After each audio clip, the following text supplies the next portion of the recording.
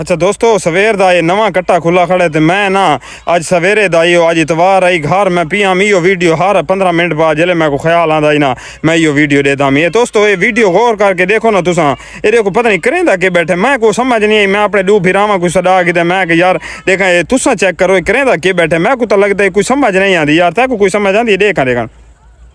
एक ही में लगता है अल्लाह ने बुलावे ये छुरी तेज करेंदा बैठे छुरी शायद छुरी करेंदा नहीं नहीं ताजी गंडेरी मैं को लगता है गंडेरी छिलेंदा बैठा यार बहरहाल मैं यार सवेर दा लेता रह गया समझ आई मेरी समझ तू बहरे पता नहीं करेंदा के बैठे रोड दे उत्ते बह के या ये गंडेरी गौर नाल देखो ना गौर नाल गंडेरी छिलेंदा बैठा तू समझा नहीं समझा ना ये तू समझी पिया ना दोस्तों आज सवेर दा मैं समझी हो पिया मैं के देखा तोरे को पूछता रहेगा तुसा कमेंट सी मैं को लाजमी दसाए हो सकदे यार असा भूल गए हो तो पता है तुसा लाजमी दसाए मैं इना को सरवाए देखो कमान दे भी सरवाए मैं के अगर भूली मैं तो इना दी थोड़ी ओए